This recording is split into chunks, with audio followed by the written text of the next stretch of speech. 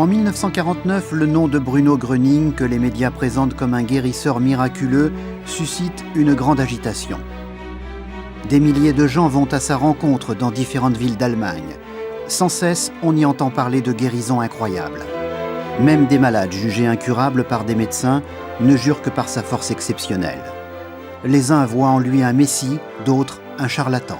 J'étais donc aujourd'hui à Rosenheim, au Trabanthof. Tu ne vas pas croire ce qui s'y passe. Il y avait des milliers de gens et Gröning qui parlait. Oh, ce Gröning. Tu ne vas pas recommencer avec ça. Il y avait tant de malades en chaises roulantes sur des civières.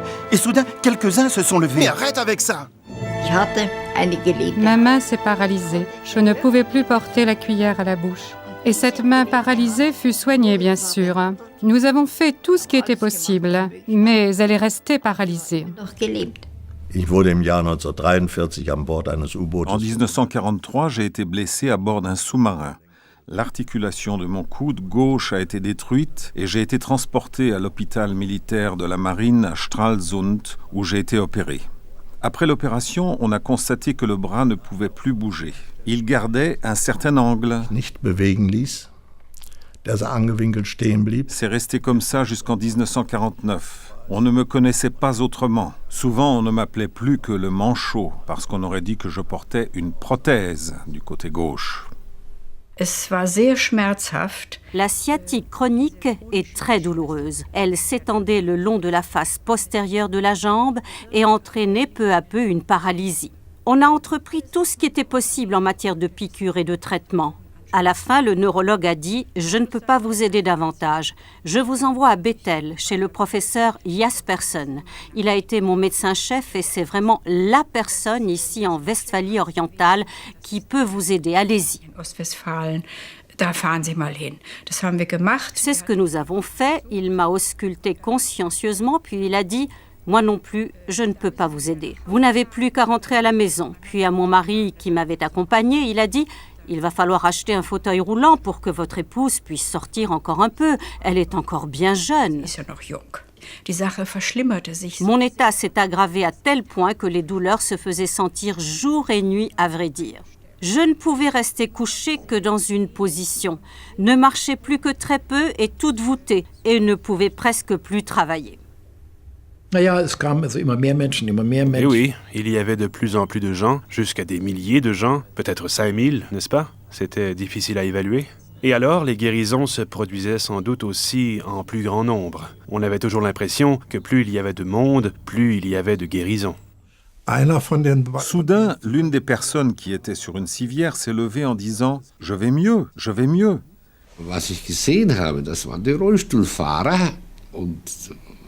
J'ai vu les personnes en fauteuil roulant. Elles étaient assez nombreuses, je ne sais plus combien, et elles ont effectivement répondu à l'exhortation de Gröning. Elles se sont levées de leur fauteuil roulant et elles l'ont poussé elles-mêmes. Ça, je l'ai vu.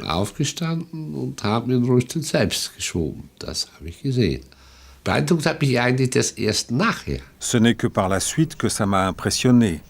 Tant que je me trouvais là-bas, pendant qu'il parlait, ça ne m'avait pas vraiment frappé, pour être tout à fait honnête. C'est seulement quand j'ai vu les résultats sur les personnes en fauteuil roulant et sur le garçon aveugle, et plus tard sur mon père, que j'ai naturellement complètement changé d'avis. C'est logique, n'est-ce pas? Là, on doit changer d'avis.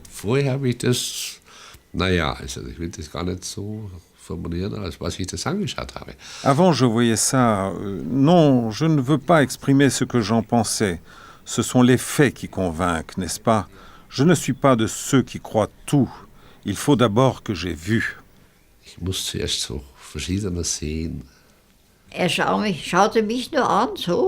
Il m'a seulement regardé comme ça et je lui ai montré ma main. Et ensuite, je ne sais pas, y avait-il là une table ou quelque chose comme ça? En tout cas, je tenais la main ainsi. Et soudain, mes doigts ont tambouriné. C'était un roulement de tambour, un long moment. Et au même instant, la paralysie avait disparu. Cela s'est passé en une demi-heure, vraiment. Là, j'ai essayé d'étendre mon bras, qui était comme cela depuis des années, et il s'est étendu. Alors je n'ai pu que crier « Je peux le bouger, je peux le bouger !» Natürlich war es sehr kritisch. Ne? Naturellement, j'étais très critique. Je ne savais pas dans quelle catégorie classer cela, selon mes connaissances. Hypnose, suggestion, n'est-ce pas? Je pensais bien à différentes catégories. Il devait bien y en avoir une où classer cela, mais ça n'allait nulle part. C'était justement quelque chose de tout à fait différent, que je n'avais jamais vu auparavant et que je ne pouvais pas classifier. Man konnte sich das nicht erklären. On ne pouvait pas s'expliquer cela. Quand on a vu une personne pendant des années avec un bras bloqué, la voir tout à coup bouger son bras suscite tout naturellement la question « Comment cela se fait-il » À vrai dire, j'ai par la suite toujours pris le parti de Gröning et j'ai dit qu'avant je n'aurais pas cru cela, mais que grâce à ma propre guérison, j'ai été convaincu qu'il avait pu faire ce que même les médecins n'avaient pas pu réaliser pour moi. Was eben die Mediziner nicht geschafft haben bei mir. Et à ce moment-là, à ce moment précis, à cette seconde précise, c'est arrivé. Je ne peux dire quoi. Je ne peux pas vous l'expliquer, même pas aujourd'hui, 45 ans plus tard. Je n'ai aucune explication, mon mari non plus. À cette seconde précise, il s'est levé et je me suis levée en même temps. Wieso, weiß ich nicht. Pourquoi? Je ne le sais pas. Je me suis tout simplement levée, c'est bien ça. Levée du canapé sur lequel j'étais allongée, à cet instant-là, toutes les douleurs avaient disparu. Ich konnte ganz gerade stehen. Je pouvais me tenir debout, toute droite, sans aucune gêne. Je me tenais ainsi devant lui, à une distance très courte. Il n'était pas très grand, à peine plus grand que moi. Je pouvais le regarder droit dans les yeux. Et je l'ai regardé dans les yeux. Et j'y ai vu un rayonnement que je suis incapable de décrire. À ce moment-là, j'ai éprouvé ce sentiment. Si tu ne t'étais pas levé à cet instant, tu aurais laissé passer ta dernière chance, ta seule et ultime chance de recouvrer la santé. Die allerletzte Chance, wieder gesund zu werden. Ich stand da ohne Schmerzen. J'étais là, debout, sans douleur, toute droite, moi qui avais toujours été si fière de mon maintien très droit que je n'avais pu garder une année durant. Je me déplaçais péniblement en me tenant aux tables et aux chaises. Et voilà, j'étais debout et libérée. Et je me sentais heureuse d'une façon toute particulière. Durant une heure de communauté, Adolf Groth rencontre Gröning. Il souffrait d'un cancer de l'estomac et les médecins l'avaient condamné. La guerre nous avait marqués, elle nous avait brisés, c'était ça, psychiquement détruits. Pendant la guerre, nous n'étions pas des gens normaux, nous étions comme des hyènes. Une personne normale ne peut pas tirer sur quelqu'un. Mais là, nous devions, c'était lui ou moi, ça n'était plus normal.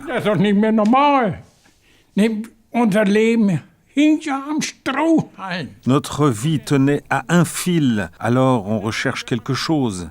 C'est exactement la même chose quand on est au front. On cherche quelque chose à quoi se raccrocher. La fin peut arriver à tout moment. C'est terrible de vivre ça. Et ce n'est pas étonnant que nous soyons tombés malades et que nous ayons sombré psychiquement.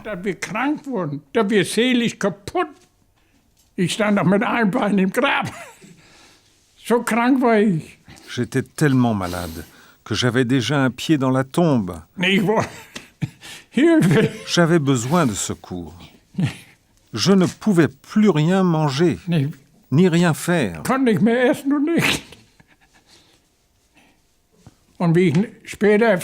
Et comme je l'ai appris plus tard, c'est mon médecin de famille qui l'a dit, j'avais un cancer de l'estomac.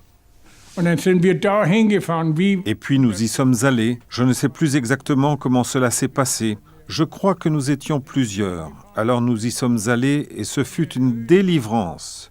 Une délivrance pour nous et pour tous ceux qui y étaient. La salle était pleine, ce fut une délivrance pour tout le monde. Et oui, c'était comme une renaissance tellement on se sentait léger. La lourdeur avait quitté notre corps et à ce moment-là, et également au moment où nous sommes partis, nous n'étions plus malades. Nous ne sentions plus rien de la maladie. Elle avait disparu. Wir haben nichts mehr von Krankheit gespürt. Der war weg.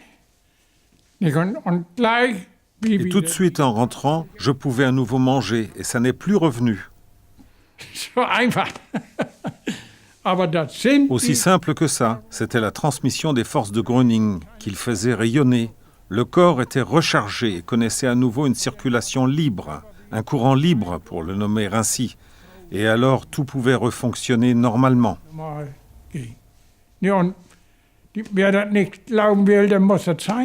Et celui qui ne veut pas le croire, il n'a qu'à laisser tomber. Mais ma foi à moi, personne ne peut me la prendre. C'est mon point de vue. Je l'ai acquis autrefois, je l'ai encore aujourd'hui, et je vis bien avec. Je me fais vieux. Je suis vieux, ou bien je deviens vieux. Comment m'exprimer ? Et le plus merveilleux, c'est que je me réjouis de la vie, d'être encore là, dat ich noch da bin et encore en bonne santé. und dass ich noch gesund bin. La ruée vers Bruno Gröning s'amplifie sans cesse. Beaucoup voient en lui un nouveau messie. D'autres le prennent pour un charlatan. C'est surtout le corps médical qui se montre plus que sceptique vis-à-vis du phénomène Gröning. À la suite de cela, Gröning est frappé d'interdiction de guérir. Malgré l'interdiction, sans cesse de nouvelles personnes cherchant de l'aide arrivaient de loin. La pression de ces gens vivant dans une profonde détresse physique et psychique se faisait de plus en plus forte sur les autorités. Gröning est effectivement accusé d'avoir effectué des guérisons sans autorisation et d'avoir ainsi transgressé la loi relative aux Heilpraktiker. Les informations se bousculent quand on apprend qu'on va lui intenter un procès. Une véritable dispute entre médecins au sujet du phénomène Gröning se déclenche. On ne sait comment classer les événements. Gröning insiste toujours sur le fait que Dieu est le plus grand médecin et qu'il n'y a rien d'incurable.